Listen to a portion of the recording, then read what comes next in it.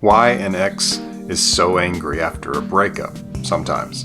This is Coach Lee. I'm going to talk to you about why your ex, after breaking up with you and hurting you, is responding to your pain with anger, cruelty, or being mean. Number one, their cruelty is actually an immature defense mechanism. And I'm going to explain that because I know this is really just adding additional pain and insult to injury after they've broken up with you. But what's going on in their mind is that they see you in pain and they don't want to deal with it. And so they actually get angry at you, showing them your pain because they don't want to feel guilty. They don't want to have to deal with the inconvenience of you hurting. They would much rather just pretend and fantasize in their mind that you will just be fine, they will just be fine, and they can give you one of those breakup excuses like, oh no, it's not you, it's me, or I just need to work on myself. I just need to do this. Those kind of things, as though you're going to say, oh, well, if that's all it is, then okay, we'll just throw away our life together because you need to do this. Or I need to find myself. And you're going to say, oh yeah, that's important because I've had no idea where you were this whole time. You can see where it will become this frustrating thing for them if you hurt, because nowadays we have become immature in dealing with other people's pain. That's why some people, when another person is hurting, rather than sitting and hurting with them, they will try to encourage them. And that comes from a good place. They're wanting the other person to feel better. But some people do it because they don't want to have to accept that the other person is in pain, because it's not fun. It's not pleasant. And that's what's interesting about some world history that we know about. For example, in the Old Testament, one of the traditions was that people, when they would go to their loved ones when they were mourning someone who had died, the rule was they would wait a certain number of days before they would open their mouth. They would just be there for them. And your ex is not doing that. Instead, they're actually angry that you're in pain because then they have to deal with the fact that they hurt you. And so they respond due to that little pain that it causes them, or the guilt, or just the inconvenience of it, or the frustration that they have to be responsible for their actions. That's the immature part of it, that they are responsible for hurting you because they didn't stay and work on it, things like that. Now, if you were an abusive partner or something like that, obviously that's different. But if they just left because their feelings faded or because of some lame garbage excuse like they need to find themselves, then they know that they hurt you and they know they don't have a good excuse for it. And that's why they get angry. They don't want to be found out. They would rather not have to deal with the consequences of the breakup. And that's where you come in. You're going to make them feel the consequences of this breakup, and I'm going to get into that later in this video. Number two, your persistence backfires. And what I mean, and I know this is frustrating, but what I mean is a lot of times people in your situation will think, if I just keep contacting them, keep the lines of communication open, as one person said, don't do that. That's what some people think they need to do after a breakup. But that's actually the worst thing you could do. You actually want to cut that off. I'm going to talk about that in a little bit. But persistence is not rewarded here. In other areas of life, persistence is rewarded. But after a breakup, if you think that persistently contacting, asking, begging your ex to change their mind is going to help, no. If you've experienced any meanness or cruelty from them after the breakup, you being persistent is only going to cause them to get more and more angry, more cruel. They will say terrible things to you. They will seem as though they don't care at all about your pain. As a matter of fact, they will almost seem glad that you're hurting. They'll become more emotional, louder, telling you to get away from them, and that's the key. At first, the anger is due to an immature defense mechanism that I explained in point one. But later, it becomes a get away from me weapon. I will be so cruel, so mean, so angry to you. I will say something I can't come back from to get you to leave me alone. And you don't want to get to that place. You don't want them actually saying those kind of things to you, because that will actually harm the connection between the two of you from both sides. And it will also give them a lot of relief when you get away from them, and you'd rather that they get relief before they get to that point. So don't think that you can cause them to warm back up or to be kind to you by being persistent. It will actually just cause the exact opposite. Before I get to number 3, get more information on my $7 reunion blueprint.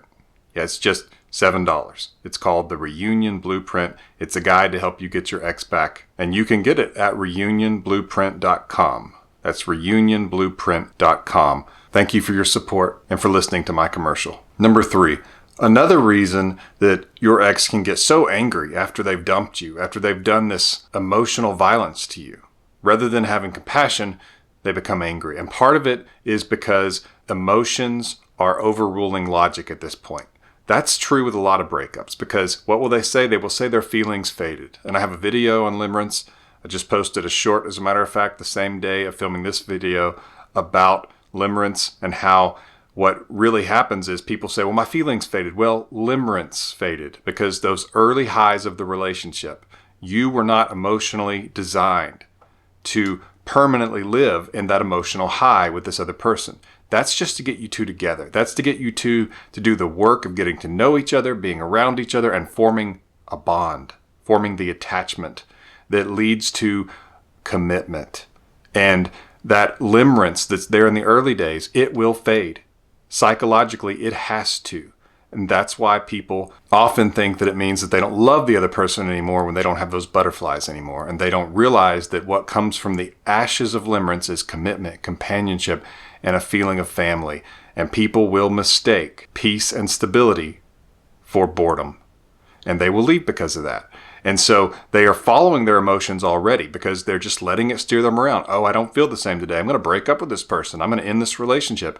People even walk out on marriages because their feelings faded and they don't understand what limerence is, and they don't understand what mature love is, which is the opposite of limerence. So since they're following these emotions around anyway, oftentimes when you try to prevent someone from following their emotions, they develop another emotion, anger. They become angry, mostly because they know they can't explain it. And that's frustrating because it's an emotion. You can't put it into words. And so they will say things that mean nothing, like, I need to work on myself. I need to find myself. I don't feel seen by you. It's not you, it's me. All those kind of other things, because they can't put into words what they're really feeling, which is that it faded. Now, sometimes they will say, my feelings faded. And of course, when you question that, it just becomes absurd to them that you would suggest that they stay when their feelings have faded. But I have talked about that quite a bit, and I have a video about limerence that you can watch. But they tend to follow that lead and get very emotional about the breakup as far as this is what I need to do for me, and they will accuse you of things because it's based on their feelings and not reality. And so they invent these crimes you're committing by daring to try to work on the relationship and save it, as though you're the bad guy for trying to do that. They'll even call you controlling because you don't want to just say, okay, yeah, let's just give up. Because of the fact you want to save the relationship or save the marriage, suddenly you're controlling and toxic. That's something that they will say after a breakup, just because, again, they're trying to get you to leave them alone. And so they think, if I say you're toxic and I tell other people that and try to ruin your name, maybe you'll leave me alone then, when all you're doing is trying to save the relationship. So as I say in other videos, don't become what hurts you. Don't do these things I'm talking about if you break up with someone in the future. Don't be that way. Be better than that. And so since they're following their emotions, don't try to use logic to get them to come back. Now, you should at least give them one run through of it. Explain why it makes sense for you to try to work on this and stay together. But when they object, especially when they get angry, that's it. Back off. No more explaining, because they are too emotional to be reasoned with at that time. I'm going to get into more about that later and how that can change. But just remember, don't try to argue with their emotions, because they will just hate you more for it. Number 4, their cruelty is usually temporary. A lot of times they even come back and say that they're sorry, especially when you go into no contact. They will say that they're sorry and that they hope you'll forgive them and maybe you two can be friends, something like that. Don't put too much stock in it. Usually it's just kind of a temporary thing because they want to feel better. They've had some time for their emotions to calm down, the smoke to clear, and they realize they were cruel to you and that you didn't deserve it. And so they're apologizing because they want to feel better, which is kind of the reason they got angry to begin with. They don't want to feel bad, so they get angry at you for making them feel bad, but then they realize mistreating you that way made you feel bad and you didn't deserve it, and they feel bad about that. So they're trying to make themselves feel better by apologizing to you.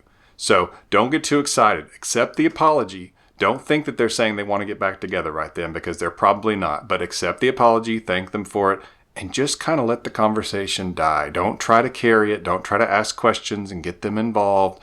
Don't appear that interested. We actually want them to feel like that the way they treated you actually harmed their chances with you, that maybe you've seen them in a different light and now you don't want to be with them. Yes, that's actually something that can help you, especially if this person is borderline personality disorder. Don't get me started on that, but that's a difficult road ahead of you. But it starts by allowing them to realize that the way that they treat you is a turnoff, and that it may cause you to not want to be in that relationship in the future. They can also just realize on their own that they were cruel to you and that may have cost them a chance with you in the future if they change their mind. That can cause some panic. That can be helpful because it can cause them to see the relationship with more value and to not just be quick to give up on it. It can also feed some return of limerence because they think that they may have done something to damage their ability to be with you, that they may have lost this by their attitude, and they're kind of worried because usually after a breakup, people do have some doubt. And so they have a little bit of doubt and they think, oh no, I was mean to him, or I was mean to her.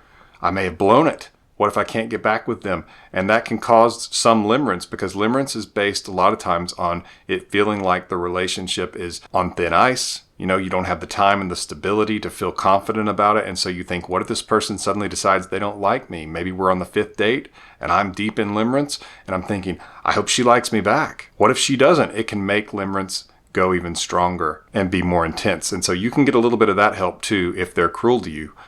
That's why you need to back off. Let them think about this. Let them interpret your silence as them having potentially messed it up and that they need to do something. Number 5, the no contact rule. But wait, and hear me out on this. It interrupts their defense patterns. When you're not fighting, there's no need for them to be defensive. And so they won't get as far away from you. And so it's less of a journey back to you. Emotionally, it's not as far back because you haven't made them run further away continually. Your silence prevents them from getting further away, and it prevents them from having all of their defenses up, emotionally speaking. It also gives them time to process their emotions, as I've already mentioned, and it allows them to become curious. Why are you silent? What's going on with you? They're used to intimacy with you. You've probably heard me talk about this in other videos. I do talk about it in the reunion blueprint that I mentioned earlier. It's only $7. You can get it at reunionblueprint.com. I wanted to make a course to help people going through breakups that everybody can afford. $7, the reunion blueprint at reunionblueprint.com. But I do talk about that a lot there, about how that sparks curiosity and how you can allow that momentum to work in your favor, work in the favor of you two getting back together in very powerful ways. So their anger can cause them to reconsider, to make a different decision, in fact, and hope that they still have a chance with you. But it's important to understand why they're being mean, why they're being angry and cruel.